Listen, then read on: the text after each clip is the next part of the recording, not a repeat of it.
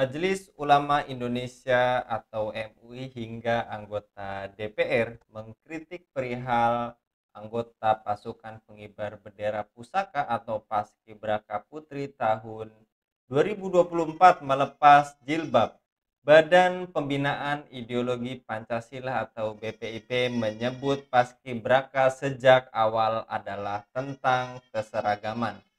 Karena memang kan dari awal paskibraka itu uniform atau seragam, ujar Kepala BPIP Yudian Wahyudi ketika memberikan pernyataan pers di Ibu Kota Nusantara, Kalimantan Timur, seperti dilansir Antara pada hari Rabu 14 Agustus 2024.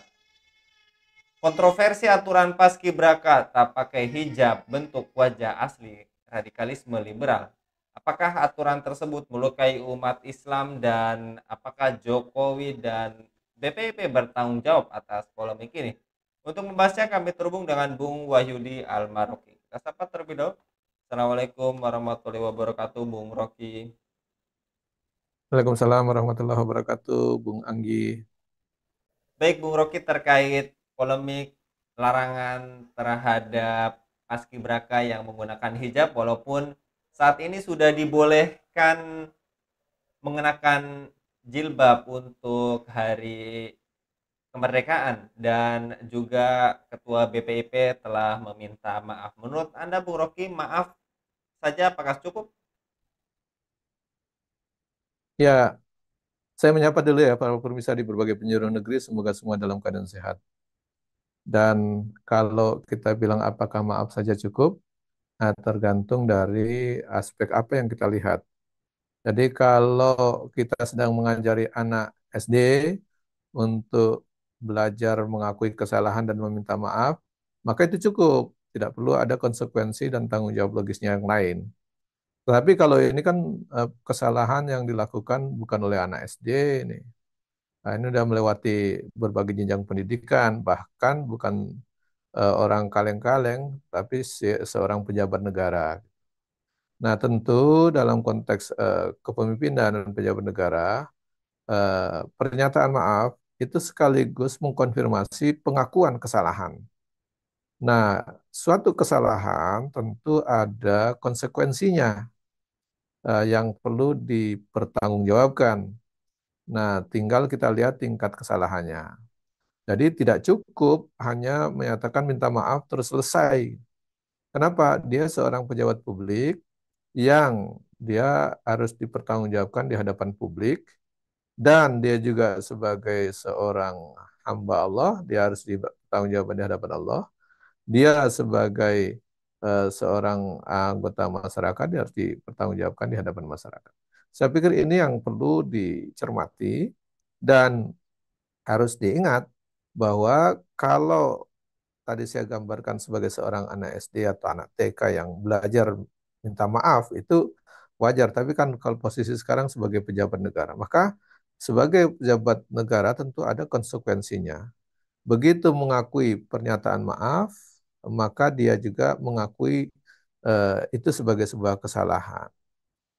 Maka tindak lanjut berikutnya selesai mengakui kesalahan dan selesai minta maaf, maka yang harus dilakukan berikutnya adalah dia harus mencabut eh, kebijakan atau aturan yang dia keluarkan yang dikatakan sebagai salah tadi. Jadi konsekuensi ketiga adalah dia mencabut. Nah, setelah mencabut itu baru dia harus pertanggungjawabkan di hadapan masyarakat, di hadapan pimpinannya, di hadapan Allah gitu. Nah, dan ini harus dipertanggungjawabkan termasuk kepada di hadapan orang yang terkena dampaknya. Ini harus ada konsekuensinya. Nah, apa yang harus dipertanggungjawabkan di hadapan publik, maka dia harus mencabut aturan itu segera. Kedua, dia harus minta maaf kepada orang yang terzalimi akibat aturan yang dikeluarkannya, terutama kepada adik-adik kita yang sudah dipaksa atau terpaksa dipaksa secara sistematis dengan aturan untuk melepaskan jilbabnya. Ini perlu saya tegaskan, Bung Enggi, bahwa melepas jilbab atau dipaksa membuka penutup aurat bagi seorang muslimah itu sama dengan disuruh telanjang di muka umum itu. Dan itu konsekuensinya, resikonya secara psikologis besar, secara syariat juga berat gitu hukumnya karena kewajiban menutup aurat kemudian dipaksa untuk membukanya di depan publik bahkan difoto bahkan disiarkan di seluruh Indonesia bahkan mungkin sampai level internasional. Bayangkan kalau kita punya istri kemudian dia solehah menutup aurat kemudian dipaksa buka di depan publik kemudian disiarkan di seluruh dunia gitu di depan secara publik secara umum. Ya tentu ini konsekuensinya luar biasa. Ini ibaratnya pelecehan yang luar biasa. Secara moral tentu sangat berat. Oleh karenanya ada konsekuensi logis dari setelah meminta maaf, mencabut aturan, maka dia harus bertanggung jawab di hadapan pimpinannya, di hadapan masyarakat, dan dia harus memberikan kompensasi baik moral maupun material kepada orang yang sudah secara kebijakannya merasa dirugikan tadi, terutama kepada adik-adik kita yang harus membuka jilbabnya itu kerugian yang paling besar adalah kerugian imaterial dan yang tidak bisa diukur adalah penyimpangan atau pembangkangan terhadap kewajiban menjalankan syariat Allah yaitu membuka aurat di depan publik gitu. Nah, itu saya pikir itu berat sekali. Maka tidak cukup minta maaf tetapi harus dilakukan tahapan konsekuensi lebih lanjut di hadapan uh, pimpinannya dan resikonya di hadapan publik harusnya tidak sekedar minta maaf, minimal dia harus dipertanggungjawabkan secara prosedural, secara hukum, dan kalau perlu dia harus ganti rugi material dan seterusnya, termasuk dia secara gentle mengundurkan diri atau dia harus melepaskan jabatan. Saya pikir itu baru wujud permintaan maaf yang tulus. Jadi kalau tidak dia masih nangkring di situ dengan apa gagah-gagahan menjadi kepala BPIP, terus kemudian dia mengeluarkan kebijakan lagi yang lain tidak mencabut itu maka itu palsu permintaan maafnya. Dan perlu kita garis bawahi bahwa ini bukan hanya persoalan keputusan kepala BPIP. Kepala BPIP ini kan mewakili pemerintah dalam hal ini rejim yang sedang berkuasa.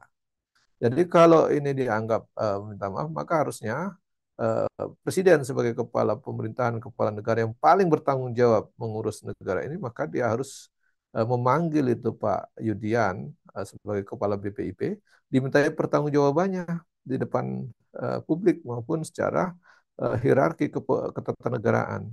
Ya kalau dia memang salah harus dinonjobkan atau dipecat gitu. Sehingga masyarakat bisa merasa tenang. Nah, kalau tidak dilakukan oleh pimpinan pemerintahan atau Pak Jokowi selaku kepala negara atau kepala pemerintahan, maka bisa dianggap bahwa ini kebijakan rejim yang direstui oleh pimpinannya, dalam hal ini rejim Pak Jokowi memang berperilaku seperti itu. Ini yang paling penting kita ingatkan supaya tidak sekedar merasa cukup dengan meminta maaf, tetapi kebijakannya masih juga melukai umat Islam. Begitu, Bung Enggi. Baik, dan apakah memang aturan tadi tak pakai hijab justru menunjukkan wajah asli radikalis liberal, Bung Wahyudi? Iya, kalau kita lihat orang liberal, ini kan ada yang liberal moderat, ada yang liberal radikal gitu. Nah, saya lihat ini sampai kepada level orang yang eh, liberal tapi radikal. Kalau liberal yang normal, yang moderat, harusnya dia bebaskan orang mau pakai jilbab, mau tidak pakai jilbab, dia bebas itu, tidak memaksa. Tetapi kalau ini sudah secara sistematis keluar dari lisan, kemudian keluar juga kebijakan atau keputusannya dengan aturan-aturan, bahkan dengan tindakan sampai ada fakta bahwa ternyata sudah berhasil tidak menggunakan jilbab atau berhasil dilepas jilbabnya, ini sudah menunjukkan sudah sampai ke level tindakan yang sangat radikal, yaitu memaksa orang dengan sistematis menggunakan aturan untuk melepas jilbabnya dan itu adalah hak asasi yang sangat dilindungi oleh konstitusi maupun hak asasi manusia. Dan ini menunjukkan bahwa kebijakan itu dilakukan hanya oleh orang yang radikal dalam konteks sekuler radikal dan memahami konteks ini. Dan ini menandakan bahwa bukan sekedar Pak Yudian saja yang kategorinya sekuler liberal radikal, tetapi pemerintahan secara umum membiarkan itu terjadi berarti rejim ini juga rejim yang sekuler dan mendukung sekuler radikal tadi. Nah ini yang perlu kita tegaskan supaya kita paham bahwa kita hidup di rejim seperti apa hari ini dan kalau kita biarkan maka mereka akan jalan terus bahkan mengeluarkan kebijakan-kebijakan lain. Kalau hari ini dia mempersoalkan jilbab dan yang dipersoalkan itu hanya persoalan pasukan paskibraka, maka bisa jadi kalau kita diamkan, ini dia akan bisa bertindak kepada adik-adik kita yang ada di sekolah atau di kantor, ada di perusahaan dia atau di mana saja. Bahkan mungkin kalau itu dibiarkan terus, maka dia akan lanjut lagi mempersoalkan bukan jilbab, bisa azan dipersoalkan nanti itu, bisa orang pergi haji dipersoalkan, bisa orang bayar zakat dipersoalkan juga. Jadi saya pikir ini para sekuler radikal yang sangat liberal ini tentu harus dipantau, diawasi dan kita jangan lembek terhadap mereka, kita harus lawan. Dan kebijakan-kebijakan yang sangat merugikan umat Islam harus kita ungkap dan itu harus kita lakukan perlawanan. Saya pikir ini yang ketahuan. Saya pikir akan banyak kebijakan-kebijakan yang tidak ketahuan kita mungkin juga berbau sekuler radikal tadi. Begitu Bung Enggi. Dan terakhir Bung Rocky, apakah jadinya Pancasila berpotensi ditafsirkan penguasa untuk membungkam keyakinan ibadah umat Islam? Ini kalau kita lihat perjalanan sejarah kita selama ini memang tudingan yang paling ampuh untuk memojokkan umat Islam adalah dicap sebagai anti Pancasila. Sehingga kalau kita lihat seperti hari ini menggunakan BPIP, Badan Pembinaan Ideologi Pancasila, itu untuk memaksa orang melepas jilbab. Nah, kalau orang yang tidak mau lepas jilbab, nanti langsung dituding, wah ini radikal, ini anti Pancasila. Selesailah itu. Jadi, saya melihat dengan topeng Pancasila dijadikan kedok untuk memenuhi syariat Islam, untuk mengamputasi penggunaan jilbab, untuk mengamputasi mungkin syariat-syariat yang lain nantinya. Jadi, saya pikir ini adalah gejala bahkan sudah terjadi fakta yang menunjukkan bahwa bernaung di belakang Badan Pembinaan Ideologi Pancasila yang mengaku orang yang sangat paham Pancasila, yang sangat Pancasilais, menggunakan kewenangannya, menggunakan itu sebagai topeng dia untuk menyerang Islam, untuk membuat kebijakan yang anti syariat Islam, bahkan sudah sampai ke level berani untuk memerintahkan atau membuat aturan yang membuka orang meninggalkan jilbab atau menanggalkan jilbabnya. Saya pikir ini indikasi yang sangat jelas, mungkin baru satu yang ketahuan dengan tegas seperti itu.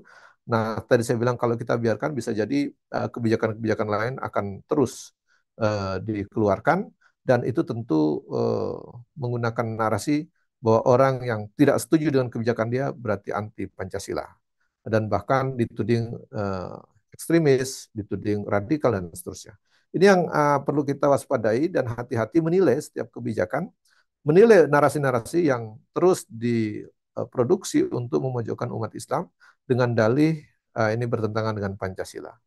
Bahkan kita juga harus waspada kalau ada kebijakan-kebijakan dari rejim ini yang nampak diklaim sebagai anti-Islam dan mereka berkedok dengan eh, bertopeng Pancasila yang kemudian membuat kebijakan yang memusuhi Islam, memusuhi syariat Islam dan meminggirkan syariat Islam bahkan sudah berhasil memaksa adik-adik kita untuk menanggalkan jilbab sebagai kewajiban menjalankan syariat Islam.